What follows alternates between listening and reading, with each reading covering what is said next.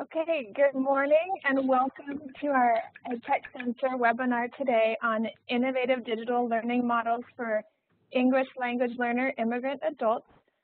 My name is Allison Asher-Weber and I am a Director of Strategic Initiatives with the Edtech Center at World Education, and just thrilled that you are joining us today and that we have someone presenting with me who has been a mentor of mine for many years. And Haida, I'll let you introduce yourself. Okay. Hi, I'm Haida Sprogerickly with Literacy Work International. I'm certainly no tech expert by anybody's definition, although I've been around the margins of mayhem in terms of technology-supported project for a number of years. So my focus really is on supporting engaged learning and adventurous teaching through technology and digital tools. And have been involved for the last 4 years, providing ongoing support for English innovations facilitated by One America, and I'll talk more about that as a model a little bit later on. Great, so we wanted to share a little bit about the Edtech Center, and Haida is one of our, we have about a dozen of EdTech partners who help us think through our strategy as an organization. We focus on digital strategy for adult learning and employment through 4 main buckets of work: professional development, innovation to meet learners' needs, evaluation of what's working, and advocacy for access to learners. And we welcome you to look at our website. There's many, many resources, some of which I'll share today. But I came to this work out of working with immigrant workers in California, where I still live, and with a particular focus on mobile learning, which you'll hear about today. We also wanted to flag for you some opportunities, some upcoming professional development courses we have, which are more intensive and asynchronous. We have an introduction to blended learning and blended learning for English language learners. So this is all relevant to those of you interested in our webinar today. And then we have opportunities for states to join a network of thought leaders and professionals running distance learning and blended learning programs for adults in their states called the ELL Consortium. So we wanted to start out today doing a quick poll to get a better sense of who we have on the line and what your interests are. There's a chat box in the top far right of the WebEx where you can introduce yourself and ask any questions throughout the webinar. We will take a few pauses throughout, and Kay, my colleague on the line, or Haida will flag what questions are coming up and see if we can answer any of them live.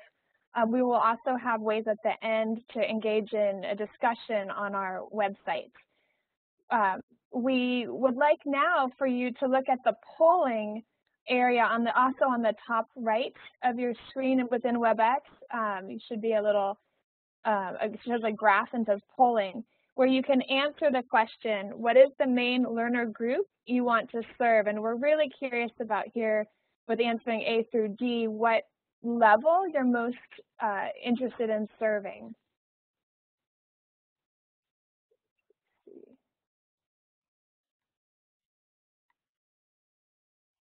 So I will go ahead and answer. And you can mark your answer A through D and then press submit. So I will move on. Kay, when you have a good number of responses, maybe you could speak up. We also, again, encourage you to introduce yourself and what you do in the chat box where it's next to the polling line. So moving ahead, many of you already have a good sense of why we're focused on digital learning. One of the biggest reasons I came to it and focused on mobile learning was to increase reach. We see this in our day-to-day with wait lists and just numerous adults on the street without access to education, or their next step in education. But of 36 million adults who need remedial sort of literacy assistance in the U.S., only 4 million will get help. That's 32 million without. So how are we leveraging technology to reach them? And then also many, if they can come to class, it's limited hours, or the programs are too general, not specific to their needs, they're not personalized enough. So how can we use technology to accelerate, extend, and expand learning? So if they're in an English class, but they also need citizenship, how can you expand what curriculum they have access to through digital tools that then increase their opportunities and advancement? So I'll now pass this on to my colleague, Haida.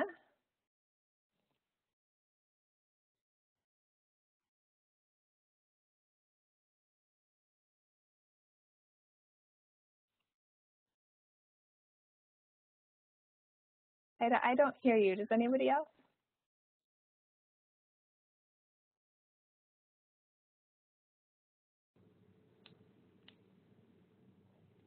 Okay, can you hear Haida? Haida? Yes. Yes. Okay, I unmuted you. Yeah. Okay, thank you very much. One of the things we're going to do, because there's so little time and so much to talk about, we'll be kind of skipping over the treetops and a number of those issues, and then we'll discuss them with you online later, or you can look at the details on the PowerPoint slides. So we wanted to have you look and think about considerations for program design, where we have you think about who are our learners in the community and in your program that you're trying to serve. What's your purpose and what is your approach? So let's look at this a little bit more closely. Go ahead on the next slide. Okay. I think the point in looking at learners is to get a much better sense of what their situations are.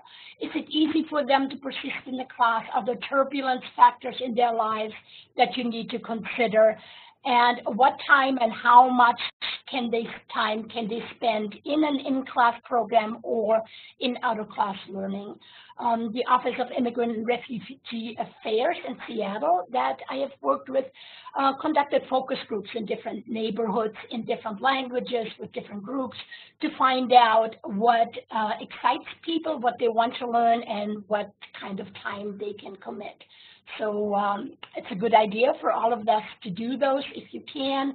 If you're in adult school or a college, connect with a community-based organization who serves people in the community who are not in programs, and that's one way to expand that reach. So you can all read, so let's go on to the next one.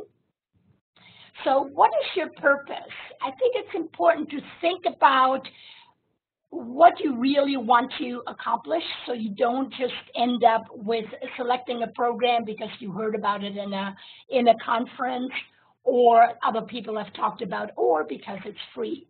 So do you really want to look at a model that includes coaching because your students have little experience, as most of you have said, or maybe at the beginning level of ESL where you really want to make sure that they get both English learning and digital literacy, and you want to combine those because you get to kill those two birds with one stone. Also, if you have these students, like you said, with little experience, how can you create an on-ramp, workshops, support for students who really struggle with the literacy, particularly those with few years of education who are new to literacy and new to technology, and older learners who may be new to technology, but certainly are able to think and problem solve. It just may take us a little bit more time. And finally, rather than having a separate technology class or a separate online program and then a separate ESL class, can you combine the two and that way provide a much richer experience for your students? So if you have a different purpose, feel free to put it in the chat box and we can come back to it later. Go ahead. One of my big fears as we all get excited about technology is that there's a runaway train which is on its way and will be leaving without us. We might be jumping on, but maybe we want to throw ourselves in front of that train just as a point of advocacy. And there's a movement underway where more and more organizations, programs, funders are looking at technology and online learning as the magic bullet to really serve everybody. And so there you are, we're giving you free, let's use Rosetta Stone as an example, or we're providing access and helping everybody, you know, with a hotspot, but then people are expected to be on their own. We know that straight distance learning without support doesn't work well in terms of persistence. It's just painfully limited. So that my suggestion is that as a program, you think about, you know, what do we want to do? How do we want to do it? So let's go to the next slide to go a little deeper in that. Okay.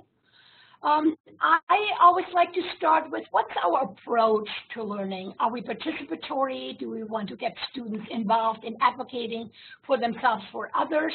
Are we kind of task-based program? We want students to be able to solve problems in their daily lives and not just study technology. Or do we just, you know, have a program or have a textbook and we figure these people know what they're doing, so why not have students sit in front of it? So really to think about how you are supporting your learners and how you're supporting a lifelong learning, because it's clear that learning does not happen in the classroom, it does not happen online, it happens in the brain. And so the more you can engage students in taking their everyday environment, talking to themselves, looking at the trees, going, oh, here are some birds. It's what I see out of my window. Wonder what those crows are doing here. So look at ways where people are already doing things in their daily lives that they can connect to language learning through personal dictionaries, through journals, etc. It's worth thinking about how you will connect students to each other. We know that students learn well with and from each other, particularly if they are at the lower levels of experience. So what does the technology do, and what can you do to promote that kind of connection between learners?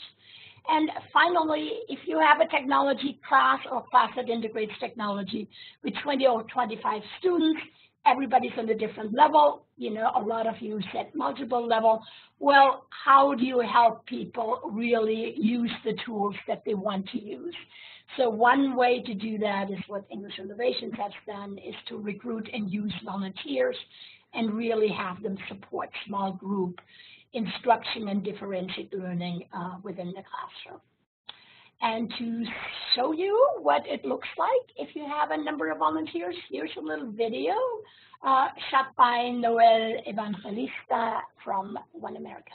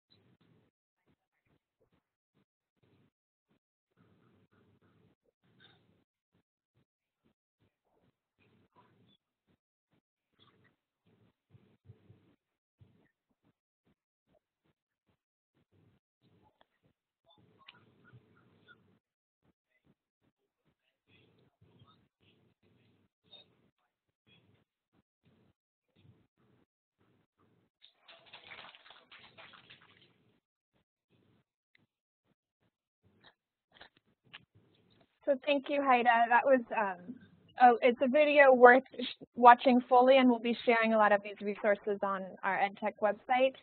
So moving on, you saw a great blended learning model program there. We realized that many programs are limited by, well, not only access to devices and technology, but the time learners can be in class. And we're going to go through this webinar highlighting different programs and then how they organize around different constraints or opportunities. And one, we just wanted to throw out a brief definition, and I wrote a definition because there are researchers who I work with who are still defining and working out and hashing out what is distance, what is blended, what is hybrid learning, and what the distinction should be. But if we take distance learning as, you know, people who primarily learn separated by geography, time, or both. And then blended learning that has a much sort of more significant face-to-face component.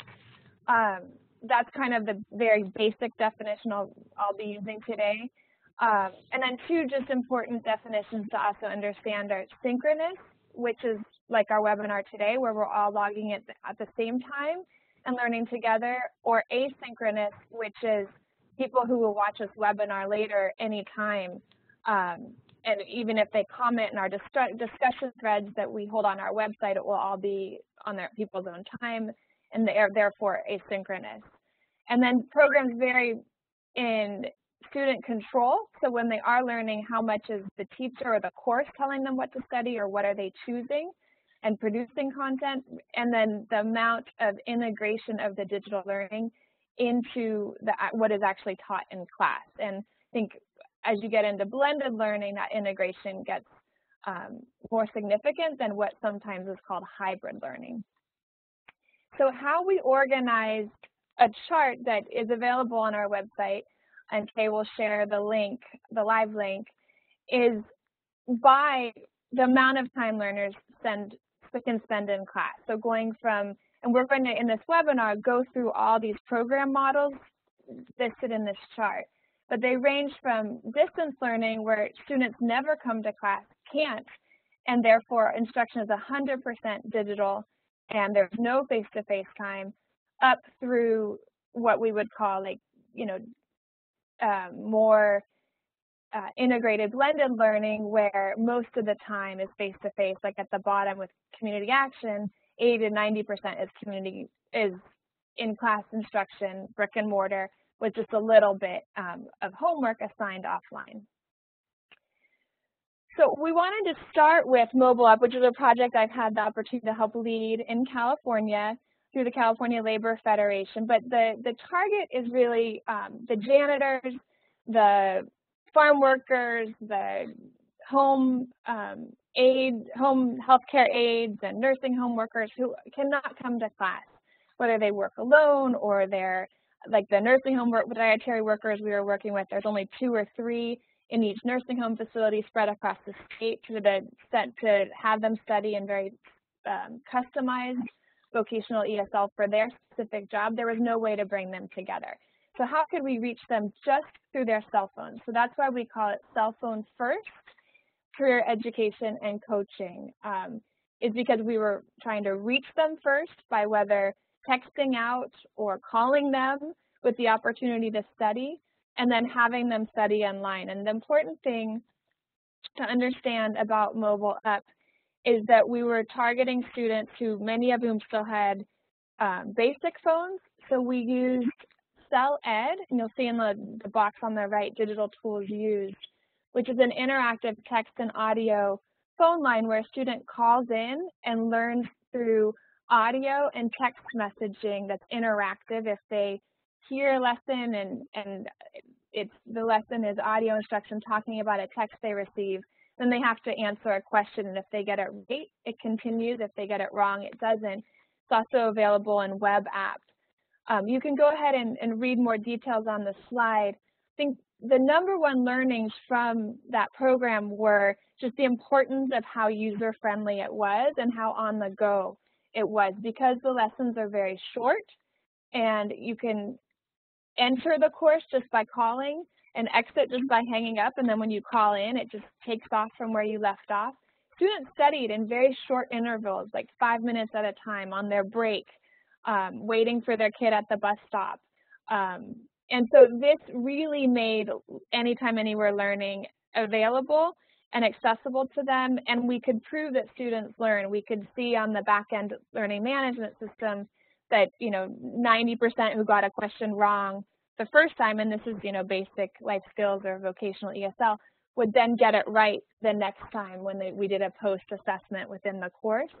And we also saw that not everybody wants to learn independently or can, but those who do were very successful. And the completion rate ranged from 10 to about 30%.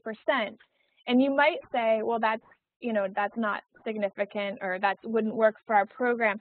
This is a program model meant for scale and reaching learners who aren't otherwise in class. So if we take the two unions that we worked with primarily, and I'm going to jump back here to SEIU with Building Skills Partnership, which is focused on janitors, and California Long-Term Care Education Center focused on nursing home and individual home healthcare aides that go into houses. They represent 40,000 workers. This is the union in the two unions in California. So just 10% of them completing a course, like who have proven to be independent learners, that's 40,000 potential workers. And if we could break down silos and have anyone who interacts with those workers, whether it's someone at a healthcare clinic, their employer, their union rep, any agency or program could tell them about learning on CELED, give them the phone number, show them the web app, and could help onboard learners. Because one of the challenges was kind of getting out the information to them so that they would study. I'm going to quickly show a quick video, and thank you to Digital Promise for having featured our work. It's called Can Workers, I think it's Learn on Cell Phone. So here we go real quick. Long-term care workers are a majority women, majority immigrant backgrounds, around 40 and 50 years of age. We have a lot of workers who have English as their second language, and so there's limited language proficiency. And most of the workers, because they're jobs, work two jobs. They have kids, they have parents they need to take care of, and so time is really something that they take as free. What we've seen with the workers is that by preparing them with a set of skills, it really helps them in taking CELED, allows them that access point to be able to learn English and take that next step to become certified.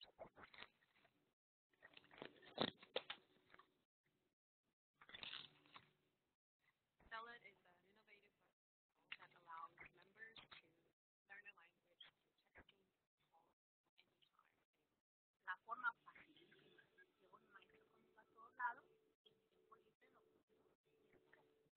Lo que más me gusta es que es amistoso. No tengo una personalidad. So I'm going to stop there. I hope you caught that one of the workers said, and I heard this a lot while I worked at CELED and also in rolling out the mobile app in California, is that the students called the phone program their teacher, and the audio voices who were the teachers on the course, their teachers. And I just can't flag enough that if the course is designed to be personal and have teachers that the students connect with through audio and other ways, it can really work. That said, a critical component of our success and CELED's success overall is having live coaching to provide support to students when they need it. So teachers call students if they haven't studied or speak to them about what their goals are. They encourage, they nudge them with texts and messages and reminders to study. And the coaching is bilingual. And I just want to flag here the opportunity to have customized coaches supporting learners who learn online or learn digitally by phone, who are accustomed to help different learners and coaches who are used to working with certain demographics, who speak certain languages, and how that could be scaled if it were rolled out at a statewide or national level. And how over time, like, you know, a lot of CELED's coaching in our work now that the unions did was still one-on-one, and the LMS allows to send out messages at scale, but it still used the coach's time. And over, as technology progresses, how will artificial intelligence and the bots be able to allow us to do more of that automatically so the coach's time can be optimized for more individual support. And I just want to flag also the career coaching to allow workers just by phone to learn about opportunities to advance in their career, change jobs, how to stay on top of technology, and have that customized by industry was incredible. And that's one of the biggest learnings that we saw with mobile app. Moving on, if we look at remember the chart, we're moving now from mobile app, which is 0% in-person instruction, to a very exciting program based in Chicago called Cyber ESL that's targeting similarly kind of low-income immigrant adults. In this case, they reached a lot of women by offering childcare, but workers came to class and studied, studied on USA Learns most of the time, about 85%, and came to class about 15%. So they're coming in on a weekend or Friday night or Saturday morning twice a month. And during those meetings, there was childcare. So what I want to emphasize about Cyber ESL is they have been very successful because they designed a whole program starting with who is the learner, what are the barriers they face, and how can we design a program that helps them overcome all of those issues. So it's whether it's loaning out a tablet, or a computer actually. It's giving upfront technology training and orientation to make sure everyone knows how to use it, to have drop-in advising and counselors who help them, refer them to social services or other supports they need, individual tech support when they get stuck, and as well as regular phone calls, emails, and Skype calls from the instructor, as well as virtual classes. When possible, they do synchronous instruction by Skype throughout the week with learners, within the 2 weeks that they're not in class. So it's an exciting program to look at, and we do have a write-up on it on our website if you just, Kay will share the link, but also you can always just search edtech.worlded.org and then the program, like Cyber ESL in this case. And this is run by Instituto del Progreso Latino, and if anyone wants to be connected to any of these organizations, I can make that happen, and the people who have designed and lead it. The other piece I mentioned with Instituto is just how much upfront digital orientation they do, and how much programs need to design around what devices people already have, so like mobile apps, smartphone, and simple phone, or be able to provide access to internet or data or not, helping learners know where they can go for that, or programs like ELL where you don't even need the internet, and the digital literacy. So when we speak of upfront digital or technology orientation or training, next on the chart, and it's more in-person instruction, is just how Building Skills Partnership here in California, they're partners in a mobile app, is doing the in-person smartphone trainings. And so because so few janitors can come regularly to class, they designed technology on-ramps to use smartphones where students come in over a 3-week session or an 8-week session for an hour or two at a time just to learn to use their smartphones. And the focus is on technology skills to accomplish tasks in real life. And then, because we know if they don't practice, they won't remember what to do, as well as teaching them how to learn specific programs to study. So you'll see here under digital tools used that they're learning various programs for English, for citizenship here in California, and well, everywhere it's free. We have USA Learns for both of those courses, which many of the programs we've spoken of today use as well. So we wanted to do a quick check-in. Haida and Kay, you have been tracking the comments in the chat box. Is there anything that's coming up with a lot of questions? I don't know what you see, Kay. I think there's a problem with people talking to all participants. Yeah, that's Kay, go ahead. Yeah, we actually fixed that, so you can Great. chat with all participants now. And we did have one question come up about mobile app, sorry. So is this a program that, for example, one student living in New England could join? So mobile app, the backend, the program we used was ELL, and ELL offers general ESL courses at all different levels, and they start bilingually and go up till until it's English only. And I'll just give a quick pricing. The basic price for a course, which is usually around 20 hours, is $50 a student. It's a license, but I would be happy to provide a lot more information. You can also purchase the platform to put up your own courses, but then you have to learn to record audio, write the text instruction. It's actually a really fun process. So I would be happy to talk to anyone more and or connect you to CELL-Ed. They have a website, cell-ed.com. But we at the Edtech Center are hoping to scale mobile up nationally. So if you are particularly interested, we would love to hear from you.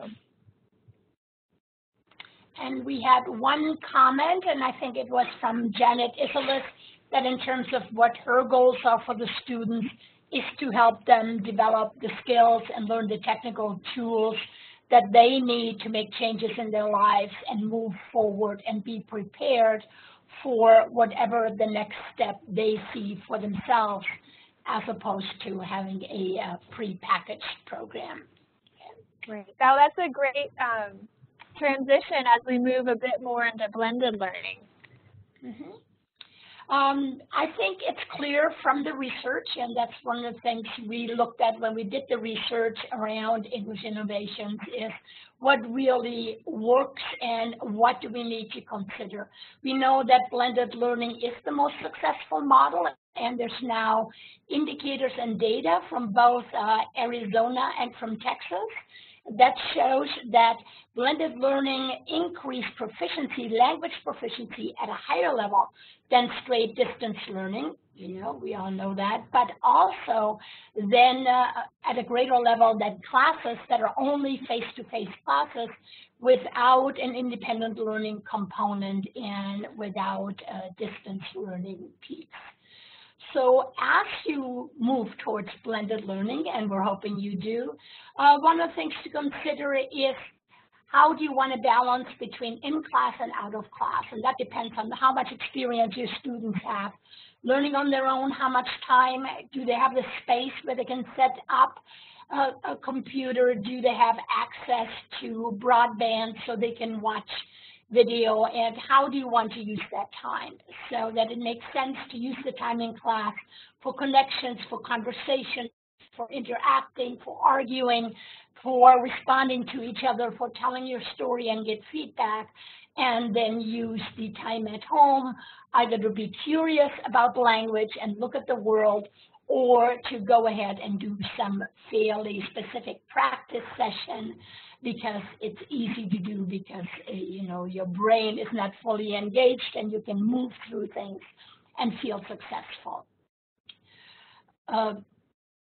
One of the things we wanted to look at is a peer learning program, and these are basically models that go back to communities in Mexico or Central America and other places where people meet with each other with a facilitator who could be a community facilitator, or it could be somebody in the group. It's now being used in the New England states for adults who are on a working list, on a waiting list, sorry. You know, they may come together in the program in a library. And some of the key components are that it's informal, it can be facilitated by another person. People meet from 1.5 to 2 hours, and they also watch videos or go through an online program and then have a group discussion either about what they saw or just about their lives. So We Are New York, episode-based free program for language learners out of the mayor's office in New York. People watch the videos, use the materials, and then come together in the Queen's Library, for example, the most successful component, and talk about how what they saw and what they're learning connects to their lives. So what are some of these additional considerations that you want to look at as you hear about the programs we present and you decide what to do? You do want to make sure that you get the most for your buck in sense of that their learning deepens if students are doing similar things at home that reinforce what you do in the classroom, or you discuss what students did at home. With We Are New York, you watch the videos at home, you come back and you talk about the characters, what you liked and what you didn't like. You do want to see if the content is appropriate in terms of both culturally appropriate and appropriate for the level of proficiency. Please try out anything you want to try, depend that you're new to technology, and see how intuitive the navigation is, or whether it really becomes frustrating for students to use at home because they forget what you showed them in the classes. Just having a grammar program online, might be something that supports your learning, but you really want a chance for students to see things, to hear things, to create things as part of what they're doing in your blended learning piece. Okay. We talked about opportunities for social learning, so you may be able to use Skype or Skype, or have students get together via WhatsApp, or upload little videos that they have taken. But this connection to each other really helps in persistence and commitment to success. Your funder may want you to document what you're doing, so you may want to look at whether there's a learning management system available, or whether you can set up a system that allows you to track what kind of work students are doing outside of the classroom so that you get the full hours that you have promised and you envisioned. I feel very strongly that learning really goes deeper if there's cognitive and emotional engagement. So looking at the learning program that you are selecting, is there a connection where students get excited, where they see things that make them smile or cry or remind them of things in their own lives? And so if that is not there, you probably will have to think about how to provide that component in your classes. And lastly, making sure that students get bilingual support in different languages. And so one of the things you want to check out, for example, Duolingo has a number of languages, but there are some that they don't have. One of the coaches in Kirkland in Washington State told me that he had one student who speaks Hebrew, and why there is support available for the other students in the class who speak Korean or Spanish, there's none for her. So looking at how you can support students if those languages, the language support is not available, becomes important.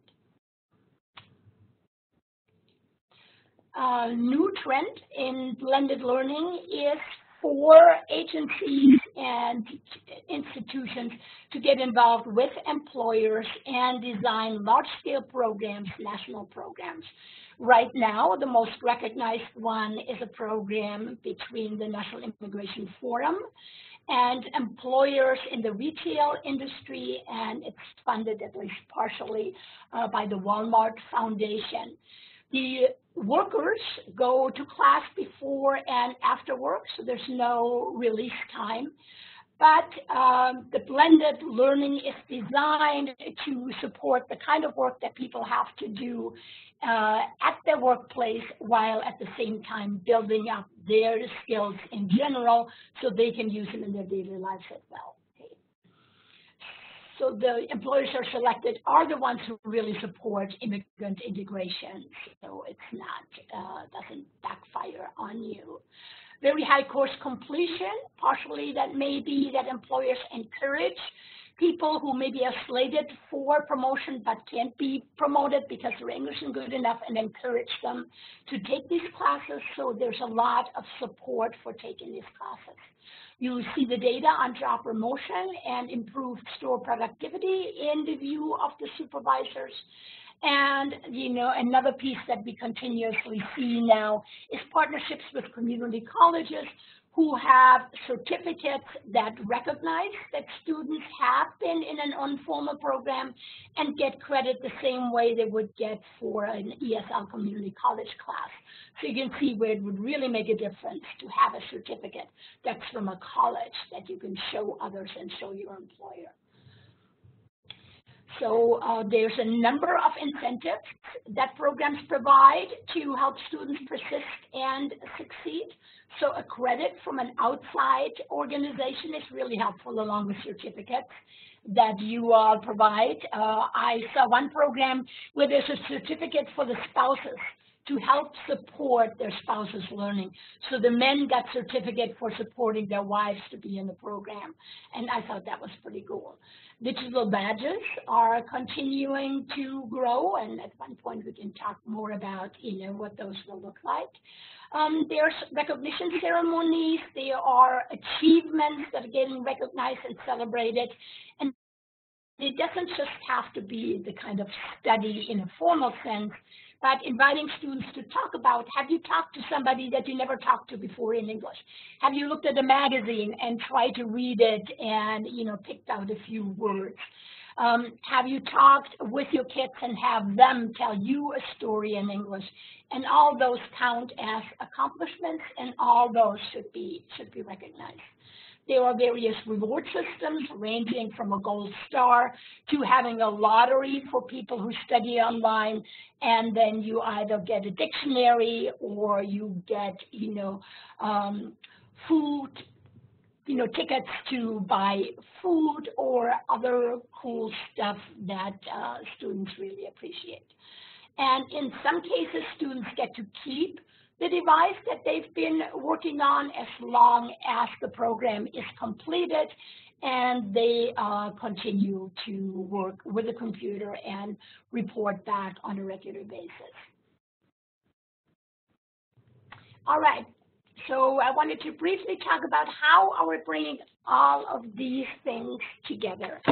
I briefly mentioned that I've been very, very fortunate to be able to work with One America and with the Bill and Melinda Gates Foundation about 5 years ago to get together and saying, if we wanted to do it right, what would a blended learning model look like? If we look at the research in technology-supported education, if we look at second language acquisition, and if we look at the research in engaged learning and intentional teaching, what does it tell us? What components should be in place and need to be in place to give students a good chance to succeed, particularly students who have not been part of a formal program? So the resulting program was English Innovations. It's now in its 4th year of operation. It's a blended model with 2/3 of the time in class, 1/3 out of class. On the right side, you see the digital tools that the coaches use.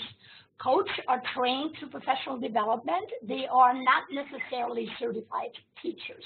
So they may include a AmeriCorps member with ESL experience overseas, or they may include community organizers who make a commitment to really support language learning and digital acquisition. Students create their own videos and they tell their stories using multimedia. So one of the ways we make information accessible to students at lower levels is to have visual prompts, audio prompts. We're using We Are New York videos extensively along with support materials at various levels. And students tell their story doing sketches. You see one doing Chalk Talk on Coming to America. They write bio poems that create storyboards on processes for others to learn how to dance Zumba, and then they do a video, show it at graduation. It gets uploaded and shared between sites. So we have a tiny video here of, oh, maybe not yet. So let me just make one more point, and then we'll show you the video of a bio poem. The curriculum is adaptable to different contexts. We have Carlos Rosario as a partner for their English for Families program. There's also a citizenship program in Seattle, Chinatown, and a school-based program in Kirkland, Washington, so it can be used for mobilizing and adapted in whichever direction you want to go in.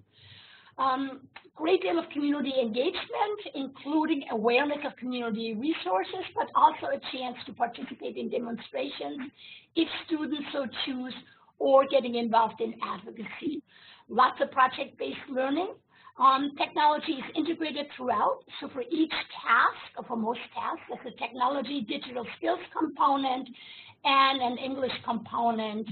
And the focus is to have students work in pairs and in groups to get things done, to do something with technology, whether it's telling your story, solving a scenario, or figuring out how to get to the museum or to a workplace.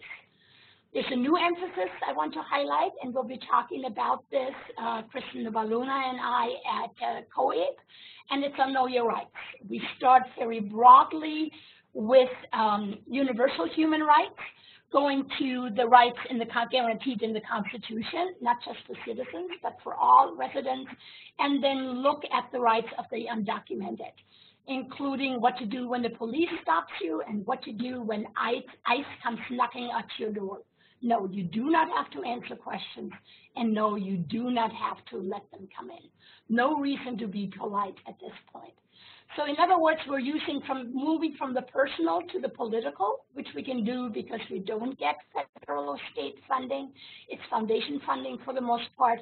And here you see an example of PASS, a program in Phoenix, Arizona, who's one of the sites. Students talk about their own dreams and hopes. Then they look at people who had big dreams like Cesar Chavez, Nelson Mandela, Rosa Parks. And then they look at the dreamers, the DACA population, and how their dreams are being held in limbo, if not destroyed. And they look at what can be done to support them personally and politically. And here we are with the bio poem.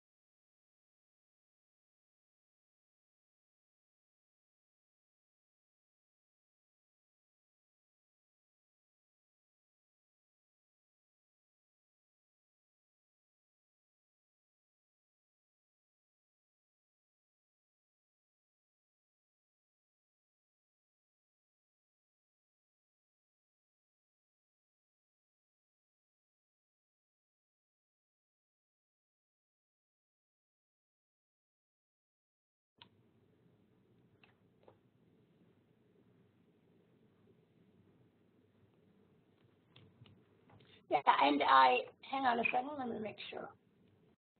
You can hear me, right? I just wanted to add, this is a formula poem where all the poems start with the same sentence frame to start with. You could see that students talks about what she fears and what her hopes are, and she wants to travel to Dubai. So these become great jumping off points for students to talk with each other, to ask each other questions, to present it to others and invite them to comment on their lives. So it goes much beyond, my name is Meralda, I'm from Mexico, I have 3 children, but it really goes much deeper. We have an example of a bio poem and an explanation of English innovations on the website, and Kristen Navaluna, our coach who helps students create that video, will be talking about how to set up bio poems. Lastly, I wanted to stress these are student-created videos. The students use the tablet to take videos. They learn how to edit the video. They learn how to upload it. They learn how to move text onto it. And some of them then use animation and music as well. So that becomes part of a project that all students are involved in. All right. So let's look at one more program, and this is a program that's largely classroom-based. And what's special about this program, which I love, that it's really taught by a technologically savvy instructors like Glenda Rose, who loves technology, loves her students, loves English, and they just have her go at it. So if you look at the right side, these are all the different technology tools she introduces her students to. And she just started using Brain Pop as well, and will let us know how well that works. It's in rural Texas. They're mostly women. And if we can look at the next slide, one of the key components, again, as it was for the Instituto, is that there's childcare available. Now, sometimes the program itself has childcare. Sometimes you have access to support services because, students qualify for free childcare, and so you link up with another service provider. So here's an example of the motto of invest in the zealots, which Glenda Rose definitely is.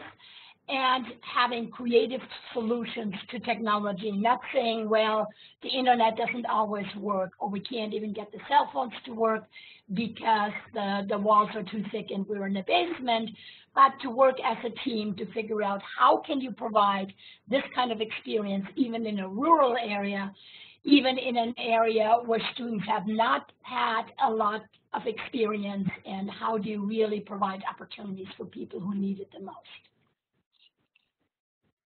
Great, and I just wanted to add that Community Action also has digital virtual courses that are for higher skilled immigrant professionals, and so, you know, who are successful learning 100% online to help train up for a particular job or just learn the English that they need to look for jobs.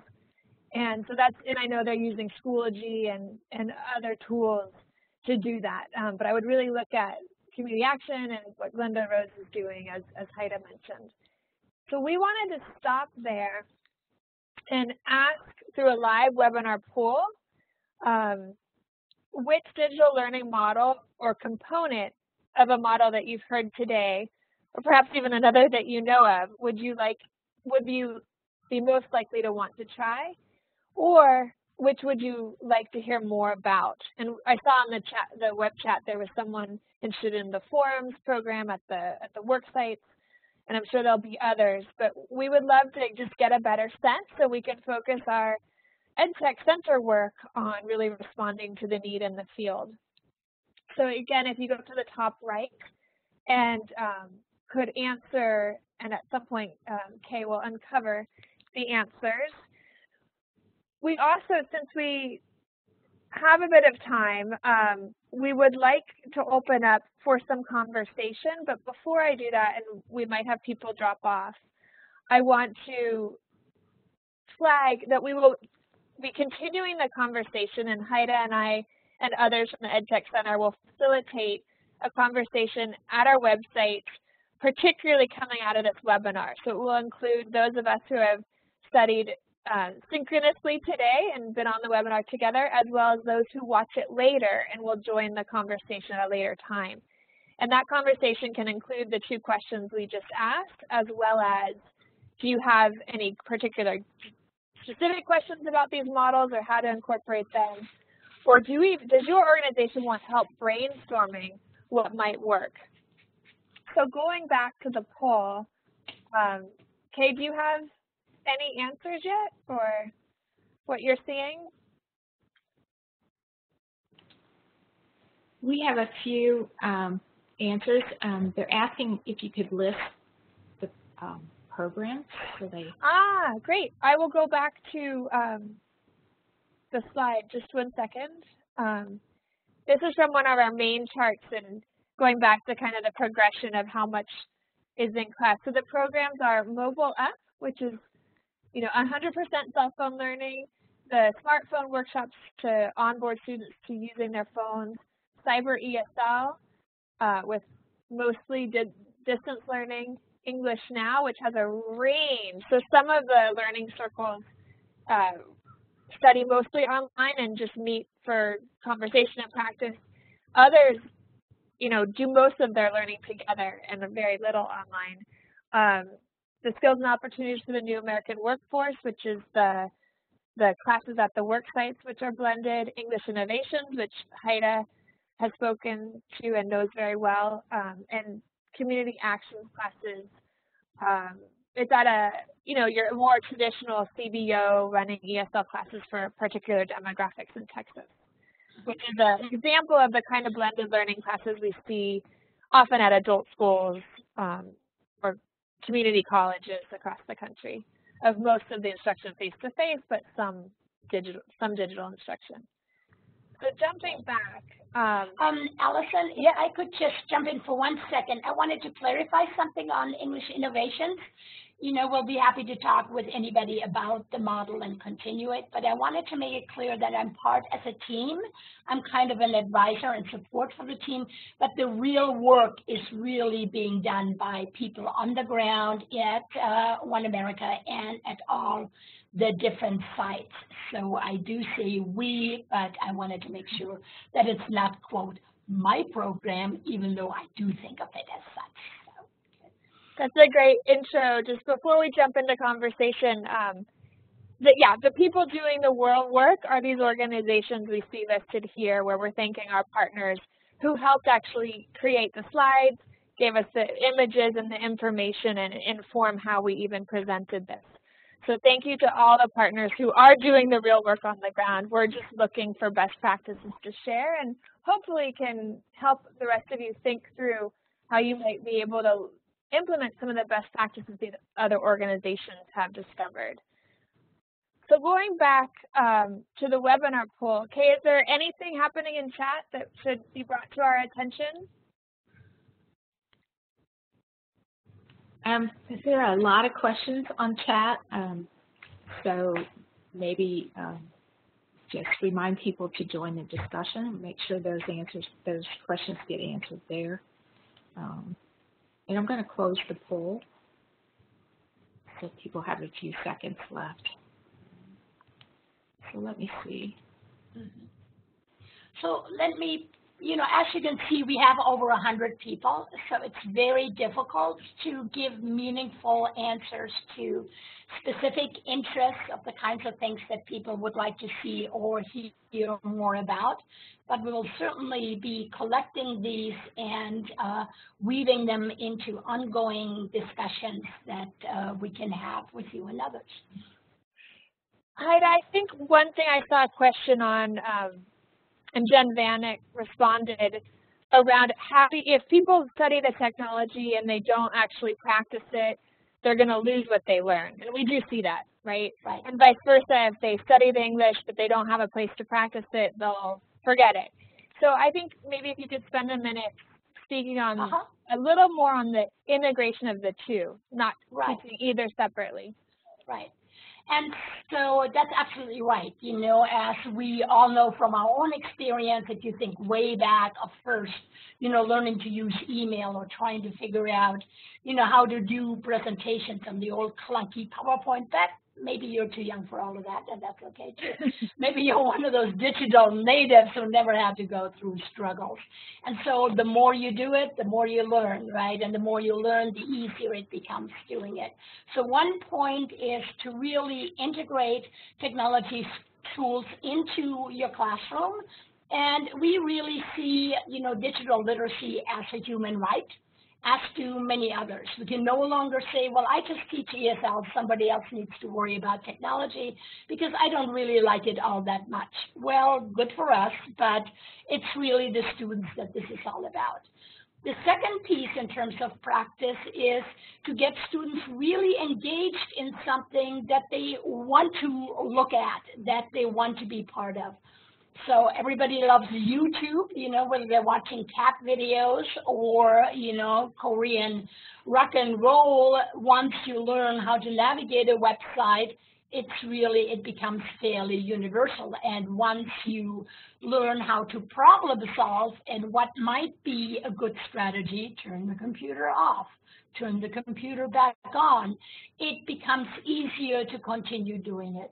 So looking at the kinds of things that matter to people, looking up on Google Maps as to where to get somewhere, how to find your hometown newspaper in the Sudan, that's something that students should get a chance to learn and practice in class, and then with assignments that reinforce that. The last piece is to show students how to use their iPhones and how to access technology on the iPhone and work with others to get help. It's not only your children. In Chinatown in Seattle, it really was the seniors who were in the program, and they became the go-to people in the agency. And how do I make that? How do I create a video? I've never done that. I would love to learn. So finding peers to help you, finding technology that integrates with what you want to do, and lots of practice in the classroom and outside while you, quote, have the students seem to make a difference. Here's a question that's come up a couple times. Can this be used for literacy programs? Can tutors actually be the ones that give the instruction via online tools? Yes, just to jump in.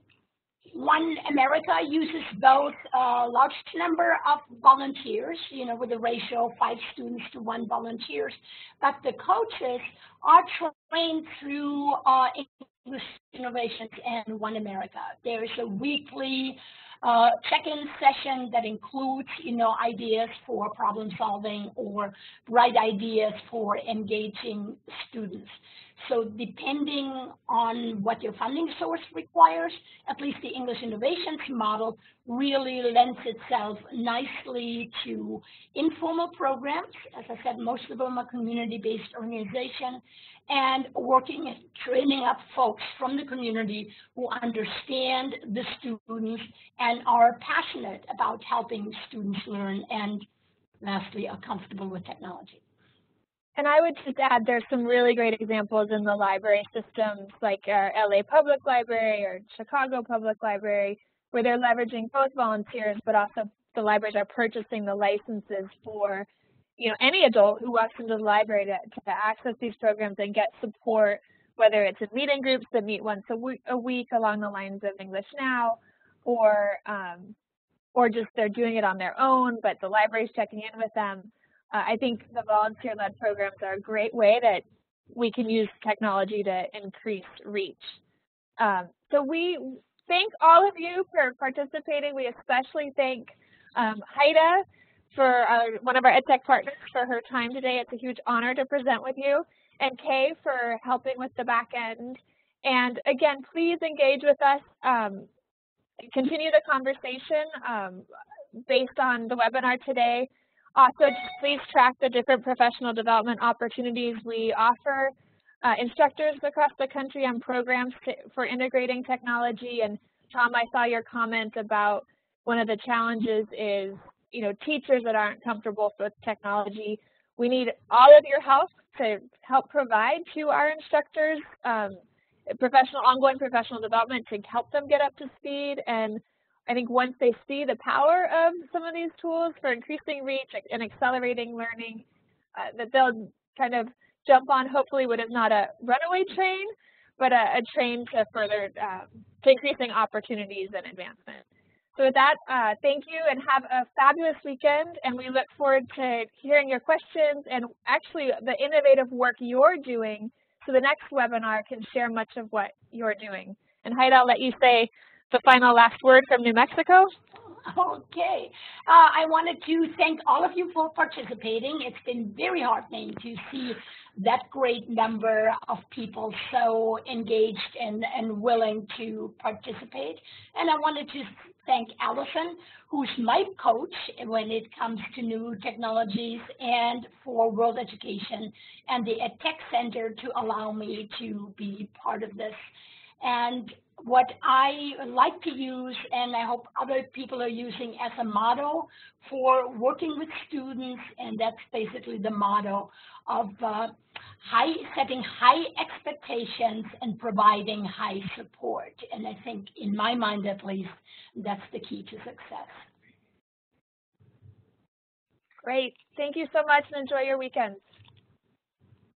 Thank you, everyone.